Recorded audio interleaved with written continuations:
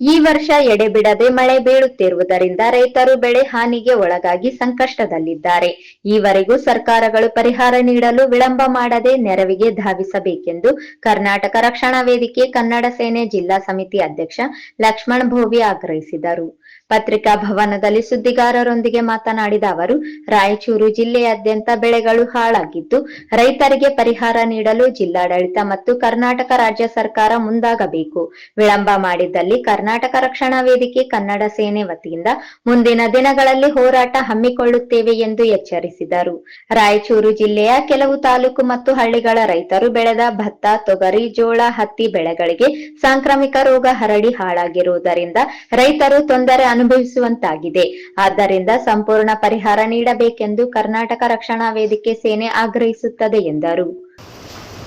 ಕರ್ನಾಟಕ ರಕ್ಷಣಾ ವೇದಿಕೆ ಕನ್ನಡ ಸೇನೆಯ ವತಿಯಿಂದ ಇಂದು ರಾಯಚೂರು ಜಿಲ್ಲೆಯಲ್ಲಿ ರೈತರು ಬಗ್ಗೆ ಕಾಳಜಿ ವಹಿಸದ ಸರ್ಕಾರ ಮತ್ತು ರಾಯಚೂರು ಜಿಲ್ಲಾ ಆಡಳಿತ ಅಧಿಕಾರಿಗಳು ಈ ಒಂದು ವಿಷಯ ಏನಂತಂದರೆ, ನಮ್ಮ ಭಾಗದಲ್ಲಿ ಬಹಳಷ್ಟು ಬೆಳೆ ಹಾನಿಯಾಗಿದೆ.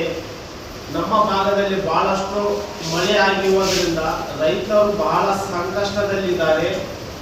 ಆ ಒಂದು ವಿಷಯ ಸಂಬಂಧಪಟ್ಟಂತೆ ಸಂಘಟಿತ ಹೋರಾಟದಿಂದ ಗೆಲುವು ಸಾಧ್ಯ. ರೈತರನ್ನು ಕಡೆಗಣಿಸುತ್ತಿರುವ ಸರ್ಕಾರ ಸರಿಯಾದ ರೀತಿಯಲ್ಲಿ ಪರಿಹಾರವನ್ನು ಕೊಡ್ತಾ ಇಲ್ಲ. ಸರಿಯಾಗಿ ಪರಿಹಾರ ಕೊಡಬೇಕಂತೇಳಿ ನಮ್ಮ ಸಂಘಟನೆ ಕಡೆಯಿಂದ ನಾವೊಂದು ಮುಂದಿನ ದಿನಗಳಲ್ಲಿ ಉಗ್ರ ಹೋರಾಟವನ್ನು ಹಮ್ಮಿಕೊಳ್ಳಬೇಕಾಗುತ್ತದೆ. ಅದಕ್ಕಾಗಿ ಪತ್ರಿಕಾ ಮಾಧ್ಯಮದ ಮುಖಾಂತರ ನಾವೊಂದು ಜಿಲ್ಲಾಧಿಕಾರಿಗಳಿಗೆ ಮತ್ತು ಕರ್ನಾಟಕ ರಾಜ್ಯ ಸರ್ಕಾರಕ್ಕೆ ಮತ್ತು ಕೇಂದ್ರ ಸರ್ಕಾರಕ್ಕೆ ಪತ್ರಿಕಾ ಮುಖಾಂತರ ನಾವೊಂದು ಮನವಿ ಮಾಡಿಕೊಳ್ಳುತ್ತೇವೆ. ದಯಮಾಡಿ ತಾವುಗಳು ನಮಗೆ ಯಾವ ರೋಡಿಗೆ ಬಂದು ನಾವು ಇಳಿಯದಂತೆ ತಾವೇ ಒಂದು ರೈತರ ಸಂಕಷ್ಟಕ್ಕೆ ಪರಿಹಾರ ಕೊಡಬೇಕೆಂದು ನಾನು ಅವರಲ್ಲಿ ಮನವಿ ಮಾಡಿಕೊಳ್ಳುತ್ತೇನೆ. ಮತ್ತು ರಾಯಚೂರು ಜಿಲ್ಲೆಯಲ್ಲಿ ಕೃಷ್ಣ ಮತ್ತು ತುಂಗಭದ್ರಾ ಎರಡು ನದಿಗಳಿದ್ದರೂ ಕೂಡ ನಮ್ಮ ರೈತರಿಗೆ ಈ ಸರ್ಕಾರದ ನಡೆ ಒಂದು ಪ್ರಶ್ನಾರ್ಥಕವಾಗಿದೆ. ಈಗ ಏನಂತಂದ್ರೆ, ಸುಮಾರು 70 ವರ್ಷಗಳಿಂದ ತುಂಗಭದ್ರಾ ಜಲಾಶಯದಲ್ಲಿ ಏನು ಅಣೆಕಟ್ಟಿನ ದುರಸ್ತಿ ನಿರ್ವಹಣೆ ಕಾರ್ಯಕ್ರಮ ಮಾಡಿದೆ. ಕಳೆದ ವರ್ಷ ಅದು ಒಂದು ಗೇಟ್ ಏನು ಕೊಚ್ಕೊಂಡು ಹೋಗಿತ್ತು, ಅದು ನಿರ್ವಹಣೆ ಒಂದು ವರ್ಷಕ್ಕೆ ಅದನ್ನು ಮೊನ್ನೆ ಬೇಸಿಗೆಯಲ್ಲಿ ಮಾಡೋಕ್ಕಾಗಲಿಲ್ಲ. ತರಾತುರಿಯಲ್ಲಿ ಇದರಲ್ಲಿ ಸಂದರ್ಭದಲ್ಲಿ ಅದು ಕಾಮಗಾರಿ ಮಾಡೋದಕ್ಕೆ ಮಾಡಿಲ್ಲ. ಅದು ಇವಾಗ ನಮ್ಮ ತುಂಗಭದ್ರಾ ಅಚ್ಚುಕಟ್ಟು ಪ್ರದೇಶದ ರೈತರಿಗೆ ಇವಾಗ ಎರಡನೇ ಬೆಳೆ ಇಲ್ಲ ಅಂತ ಹೇಳಿದ್ರೆ ಮೊನ್ನೆ ಸಭೆ ಮಾಡಿದ್ದಾರೆ. ಅದನ್ನ ತುಂಗಭದ್ರಾ ಮುಂದ್ರಾಬಾದ್ನಲ್ಲಿ ಮಾಡಬೇಕು ರೈತರು ಮತ್ತು ಕೊಪ್ಪಳ ಜಿಲ್ಲೆಯ ಉಭಯ ಜಿಲ್ಲೆಗಳ ರೈತರಿಗೆ. ಅದನ್ನ ಎಲ್ಲೋ ಬೆಂಗಳೂರಲ್ಲಿ ಕೂತ್ಕೊಂಡು ಮಾಡ್ತಾರೆ. ಅಲ್ಲಿ ಏನಾಗಿರುತ್ತೆ, ಅದಕ್ಕೆ ಕಾಡ ಒಂದು ನಿಗಮಕ್ಕೆ ನೇಮಿಸಿದಂಥ ಅಧ್ಯಕ್ಷರು ಅವರು ನಮ್ಮ ನೀರಾವರಿ ಆಶ್ರಿತ ಪ್ರದೇಶದಿಂದ ಹೊರಗಡೆ ಇದ್ದವ್ರನ್ನ ನೇಮಕ ಮಾಡಿದ್ದಾರೆ. ಹಾಗಾಗಿ ರೈತರ ಸಮಸ್ಯೆ ಅವರಿಗೆ ಅರ್ಥ ಆಗ್ತಾರೆ.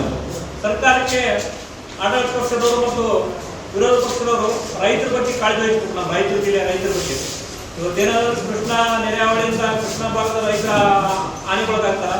ಅದೇ ರೀತಿ ಇವಾಗ ಎರಡನೇ ಬೆಳೆಗಿಲ್ಲ, ನೀರಿಲ್ಲ ಅಂತ ಹೇಳೋದ್ರಿಂದ ಇಲ್ಲೇ ರೈತರು ಮತ್ತಿಷ್ಟು ಸಂಕಷ್ಟಕ್ಕೆ ಹೋಗ್ತಾರೆ. ವಿಶೇಷವಾಗಿ ಮತ್ತೆ ಏನಂದ್ರೆ, ಹತ್ತಿ ಮತ್ತು ಜೋಳ ಏನು ಬೆಳೀತಾ ಇದ್ರು ಅದಕ್ಕೆ ಸಮರ್ಪಕ ಬೆಲೆ ಇಲ್ಲ. ಈಗ ಹತ್ತಿ ಬೆಳೆದ್ರೆ ಎಲ್ಲರೂ ರೈತರು ಏನಂದ್ರೆ ತಮ್ಮ ಕಷ್ಟ ದಿನಗಳು ದೂರ ಆಗಲಿ ಅಂತಂದು ಏನೋ ಮೇಲ್ ಬರೋಕೆ ಪ್ರಯತ್ನ ಮಾಡಿ ಒಂದು ಹತ್ತಿ ಖರ್ಚು ಮಾಡಿ ಹತ್ತಿ ಬೆಳೆದ ಅದು ಕೊನೆಗೆ ಏನಾಗಿರ್ತಂದ್ರೆ ಬೆಲೆಯಿಂದ ಆ ಥರ ನಷ್ಟವಾಗಿರ್ತಾರೆ. ಮತ್ತೆ ಮಳೆ ಬಂದು ಇತ್ತೀಚೆಗೆ ಏನು ಇದ್ರದ್ದು ಮಳೆ ಬಂದು ಹತ್ತಿ ನಷ್ಟ ಆಗಿದೆ.